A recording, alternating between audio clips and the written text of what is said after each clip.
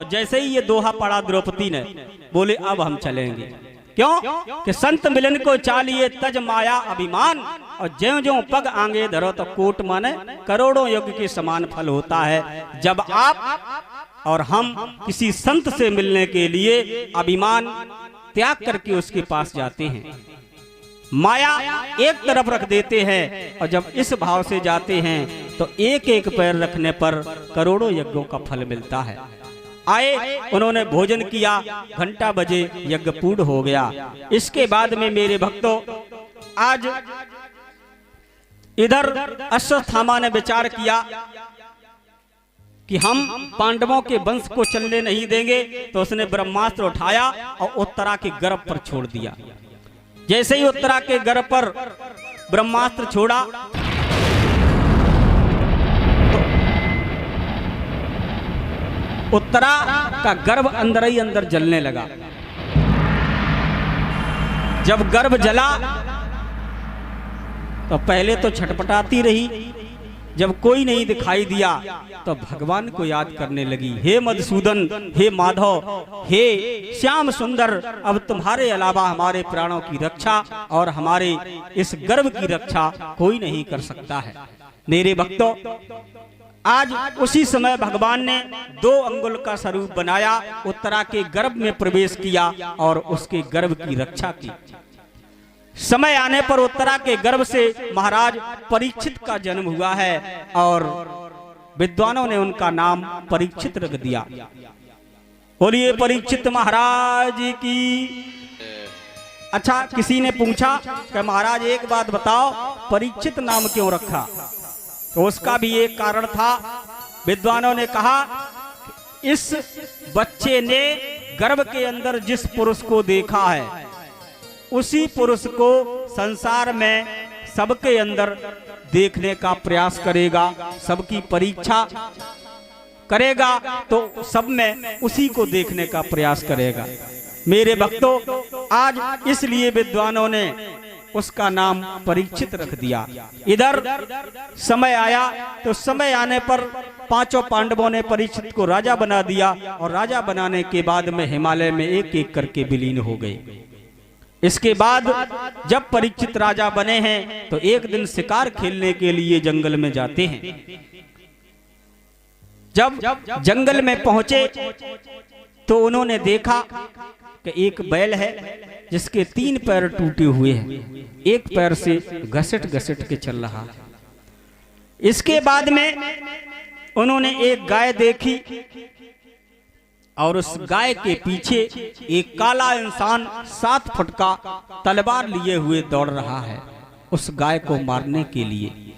जैसे ही राजा परीक्षित ने देखा, उसी समय राजा परीक्षित कहने लगे, ऐ नीच, तू कौन है?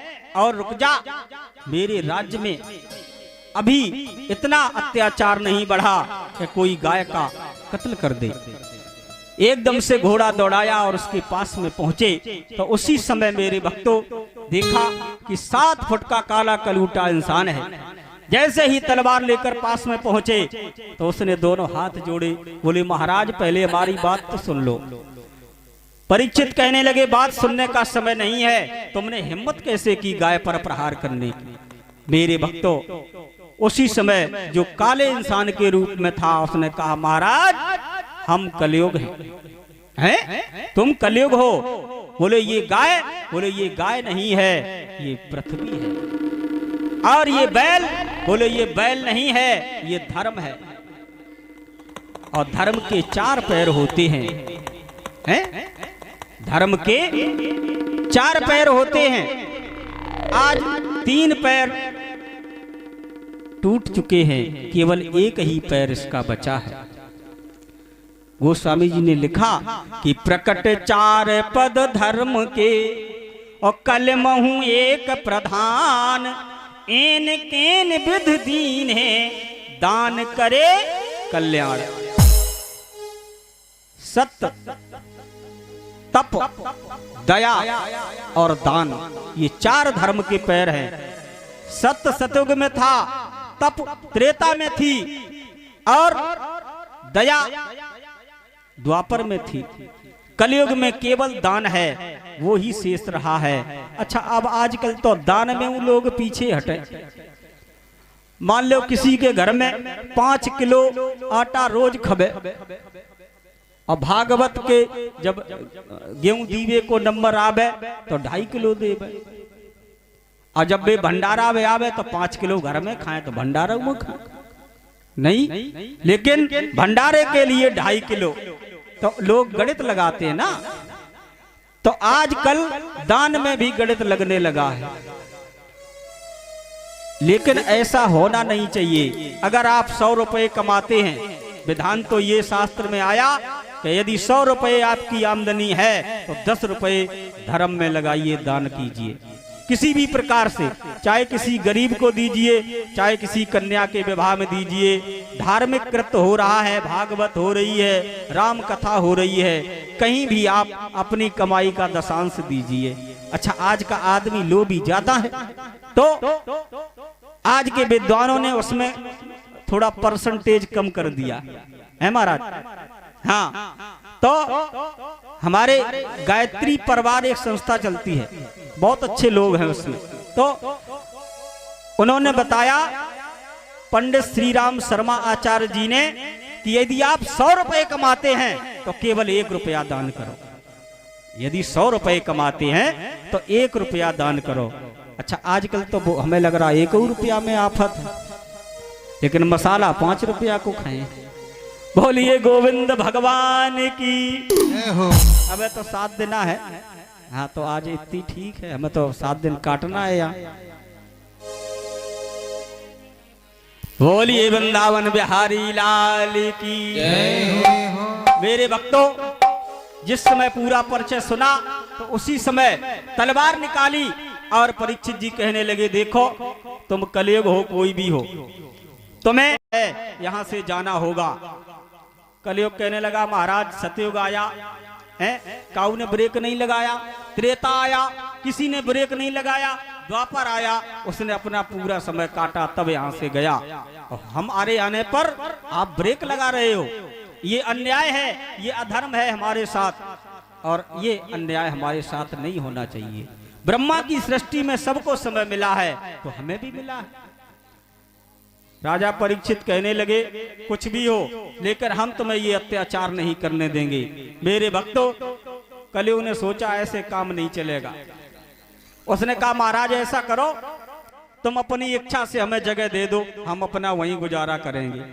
तो कलयुग को आज परीक्षित ने जगह दी, और जगह क्या दी कि जहां पर जुआ खेला जाता हो, अजय भैया, जहां पर जुआ खेला जाता हो वहां तुम रहो, जहां पर चोरी होती हो वहां रहो, जहां वैश्याएं रहती हो वहां रहो।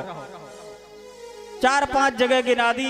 कलयुग ने विचार किया, मतलब कि एको नहीं है, अच्छी जगह पे खराब आदमी भी रहना चाहे, साफ सुथरी जगह में कितना भी खराब हो लेकिन अच्छा वो भी चाहता है। दुनिया में ऐसा कोई नहीं है जो अपने लिए बुरा चाहता हो, चाहे वो कितना भी बुरा हो। कलयुग ने विचार किया, महाराज हाथ जोड़े, एक जगह मेरे मन की दे दो। देखो होनी बहुत प्रबल होती है। जब उसने हाथ जोड़ के विचार किया, चल बोल कौन सी जगह चाहिए। कलयुग ने कहा, महाराज सोने में निवास दे दो हमें। तो वहां पर परीक्षित ने विचार नहीं किया और कह दिया कि जाओ सोने में निवास करो। जैसे ही कहा तो सोने का मुकुट बांधे थे, उसी में समाहित हो गया। बोलिए गोविंद भगवान की जय हो। जब मुकुट में समा गया, घोड़े पर सवार हुए परीक्षित आगे बढ़े तो महाराज श्रृंगी ऋषि का आश्रम था। अब कलयुग सर पे सवार है, घोड़ा से उतरे, जोर की प्यास लगी, आश्रम में पहुंचे तो महाराज समाधि में लीन थे। 10 मिनट 15 मिनट 20 मिनट बैठे रहे। विचार किया, कैसा महात्मा है? हम राजा होकर के पानी की आस में बैठे हैं और ये समाधि नहीं खोल रहा। वहीं पर मरा हुआ सर पड़ा था, बाण की नोक से उठाया और ऋषि के गले में डाल दिया। जैसे ही गले में डाला, घोड़ा पे सवार होके अपने राजमहल को वापस आ गए। उधर ऋषि बालकों ने जाकर के महाराज लोमस ऋषि के गले में जब डाल दिया तो श्रृंगी ऋषि को बताया कि तुम्हारे पिता के गले में और किसी राजा ने मरा हुआ सर्प डाल दिया है समाधि की अवस्था में। तो उसने भी विचार नहीं किया, वहीं जहां पर था कमंडल से जल लिया, मंत्र पढ़ा और उसने बोल दिया कि जिस किसी ने भी हमारे पिता के गले में मरा हुआ सर्प डाला है, आज के ठीक 7वें दिन उसको वही सर्प जिंदा होकर के और डस लेगा। श्राप लग गया। अब राजा को कछु पता नहीं है। जैसे ही ऋषि बालक आए आश्रम में, श्राप की बात महाराज लोमस ऋषि को बताई तो उन्होंने उसी समय महाराज परीक्षित के पास सूचना भिजवाई कि आज के ठीक 7वें दिन तुम्हें तक्षक यही जीवित होकर डसेगा, अपने मुक्ति का उपाय सोच लो। मेरे भक्तों, आज राजा परीक्षित को 7वें दिन मृत्यु का श्राप लग गया। उसी समय संत महात्मा ऋषि मुनियों को बुलाया और हाथ जोड़ करके प्रश्न किया है कि हे महाराज, जिसके मरने में केवल 7 दिन शेष हों, उस प्राणी को अपनी मुक्ति के लिए क्या करना चाहिए? एक बात विचार करो, ये कथा परीक्षित की कथा क्यों प्रसिद्ध हुई संसार में?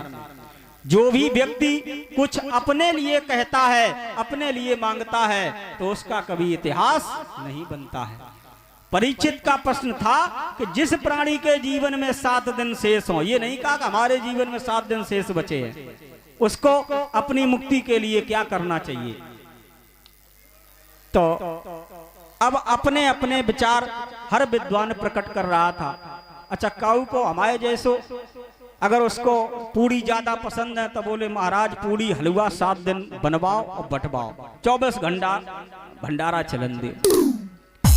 अच्छा, काऊ को सोने चांदी को लोभ लालच, तो बोला महाराज परीक्षित जी 7 दिन सोनो चांदी खूब लुटवाओ, आपको मुक्ति मिल जाएगी। कोई कहता महाराज जितना भी खजाना भरा हुआ है रुपया सब लुटवा दो, ब्राह्मणों को दान दे दो और सोने के सींग और खुर गायों के मड़वा करके वो भी दान में दे दो। अपने अपने मतलब की बात कर रहे थे। उसी समय उस सभा में जहां पर 88,000 ऋषि विराजमान थे, महाराज सुखदेव जी का आगमन हुआ। तो जैसे ही 5 वर्ष की अवस्था है, बड़े लंबे बाल हैं, हमारे जैसे रहे होंगे, और उसी समय जब सभा में प्रवेश किया तो सब खड़े होकर के उनका अभिवादन करते हैं, उनका सम्मान करते हैं। उस सभा में उनके पिताजी और उनके बाबा दादा वो भी बैठे थे, उन्होंने भी खड़े होकर उनका सम्मान किया। तो मेरे भक्तों, एक बात समझ लो कि जो ज्ञान में बड़ा होता है उसका सब सम्मान करते हैं, वहां पर रिश्ता और उम्र का कोई हिसाब नहीं होता।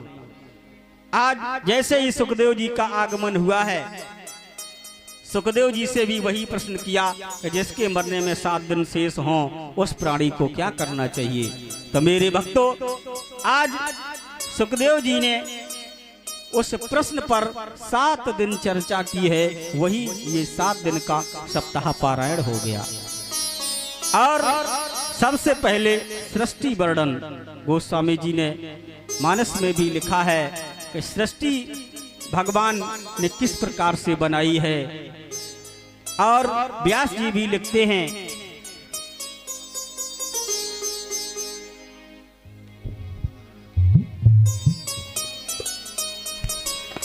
कि धर्म के कारण भार उतारन और धरे रूप साकार। धर्म के कारण भार उतारन धरे रूप साकार। 24 बार कष्ट भगतन के हरे श्री करतार। प्रभु अवतार बताऊं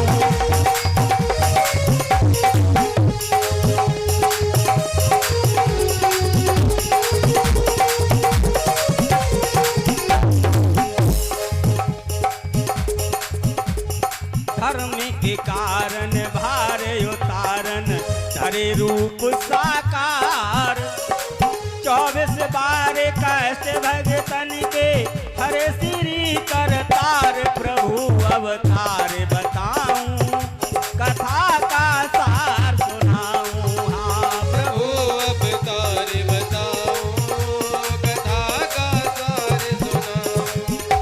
प्रभु अवतार जय हो। कथा का सार सुनाऊं। हाँ प्रभु अवतार बताऊं, कथा का सार सुनाऊं।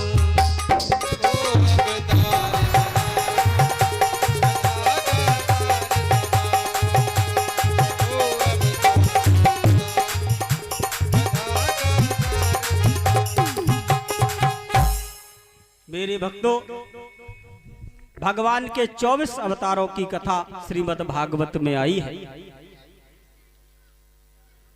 तो लिखा व्यास जी ने कि भगवान विष्णु की नाभि से कमल और कमल पर ब्रह्मा, और ब्रह्मा जी के द्वारा उनके दाएं और बाएं अंगों के द्वारा एक पुरुष और एक स्त्री का प्रादुर्भाव हुआ है, जिनका नाम संसार में स्वयंभू मनु और शतरूपा पड़ा है। गोस्वामी जी लिख रहे हैं मानस में,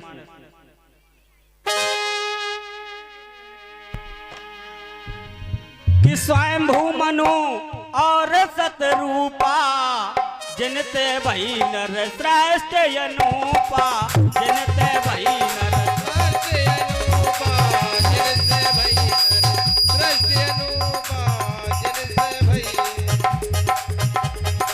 स्वयंभू मनु और शतरूपा, जिनते भई नर श्रेष्ठ अनूपा।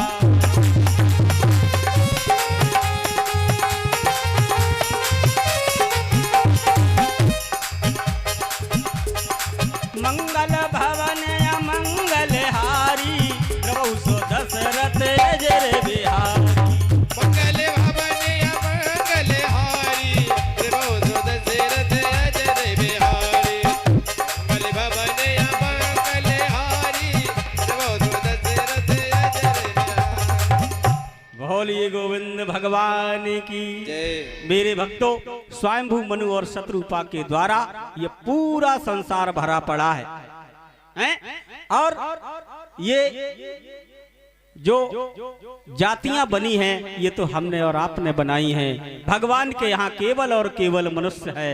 मनु से मनुष्य हम और आप कहलाए, और दो ही की सृष्टि इस संसार में चल रही है। यहीं पर कथा का विराम होता है, और एक लाइन में भगवान नाम संकीर्तन, इसके बाद आरती होगी।